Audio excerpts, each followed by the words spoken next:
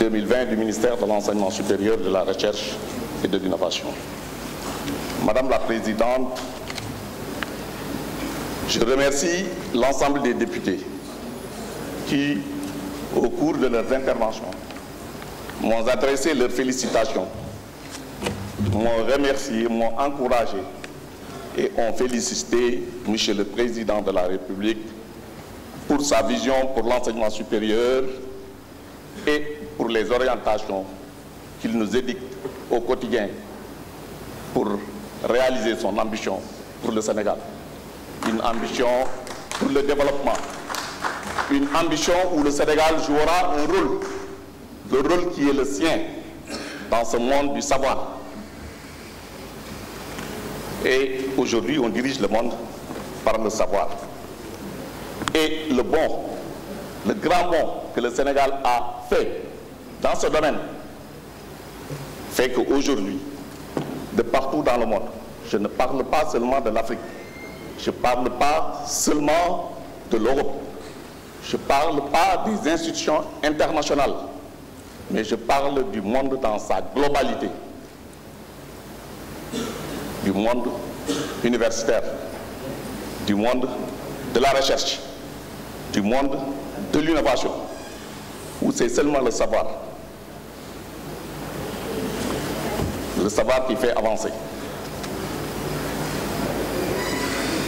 Compte dans cet endroit-là, dans ces endroits-là, dans ces cercles-là,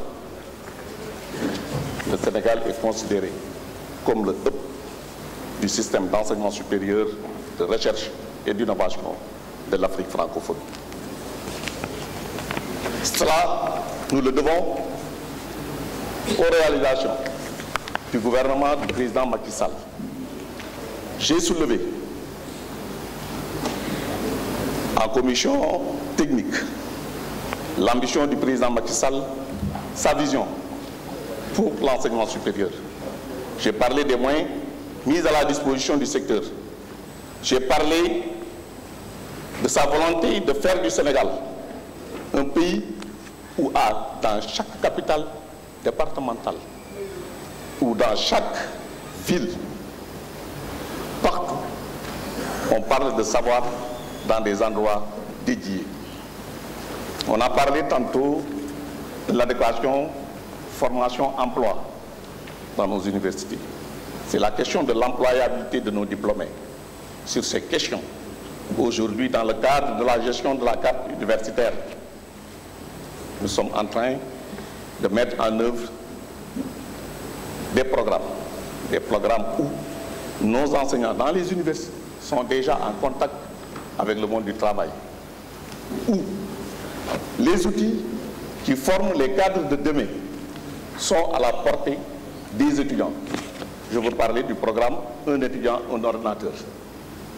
Et l'ordinateur est l'outil d'aujourd'hui pour accéder au pouvoir, mais c'est l'outil de demain pour le développement, pour la maîtrise des métiers de demain. Et ça, le président l'a compris. Il l'a compris. C'est pourquoi, dans sa réforme pour l'élargissement de la carte universitaire, toujours, on a créé l'UVS. Il y a eu beaucoup de polémiques autour de cette question. Mais c'était des polémiques des gens qui ne comprenaient pas les enjeux de l'enseignement supérieur. C'est des gens qui ne comprenaient pas l'orientation de l'enseignement supérieur.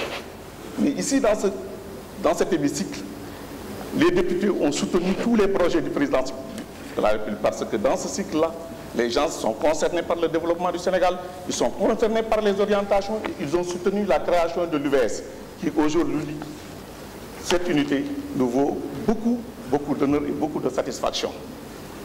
J'ai dit la fois dernière, l'employabilité de ces jeunes étudiants qui sont formés dans cette université parce qu'ils sont recherchés par les employeurs.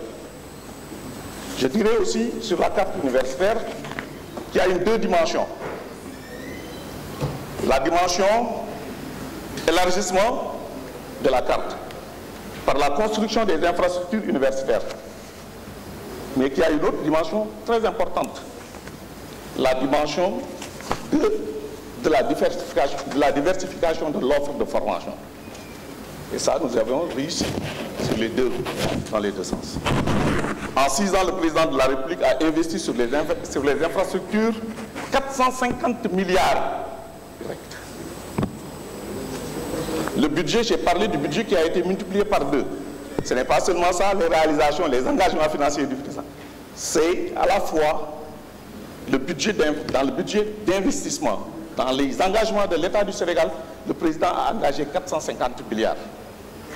Et ça se traduit par l'élargissement, le renforcement des capacités dans nos universités, où on est en train de réhabiliter, mais de construire de nouveaux pavillons. Dans ce cadre-là, nous pouvons citer le PGF SUP, qui a été un projet avec la Banque mondiale qui a permis de mobiliser 100 milliards. Et ça, si on l'a mobilisé, c'est parce que les performances de notre système ont été reconnues et on a accompagné le gouvernement du président Macky Sall. Et pendant 4-5 ans, une bonne partie de ce financement a été investi dans des domaines où ce sont les universités qui ont proposé. On a validé dans un système bien maîtrisé, en tenant compte de nos objectifs de développement, mais en tenant compte de l'évolution du système d'enseignement supérieur au plan international. Parce que notre objectif, c'est d'aller vers l'atteinte des meilleurs standards mondiaux pour les performances de nos universités. Voilà ce que nous allons faire. Je peux encore parler aussi de la création des ISEP, qui est un volet important de notre système, de l'évolution de notre système d'enseignement supérieur. Certains députés, dont l'honorable Issa Sall, en ont parlé sur les différentes orientations. Non, l'honorable député Guirassy en a parlé, où il considère qu'on devrait les renforcer. On va les renforcer, ces ISEP. Mais on est en train de les construire. Depuis 2 ans, l'ISEP de Thiès est en train de former des étudiants. Bac plus 3 dans des métiers d'avenir, mais dans des métiers qui tiennent compte des réalités de la région de Thiès. Dans le chemin de fer, dans l'informatique, dans les mines. Nous en formerons cette année 1000 étudiants à l'ISEP de Thiès. Parce que nous avons réceptionné les locaux de l'ISEP de Thiès.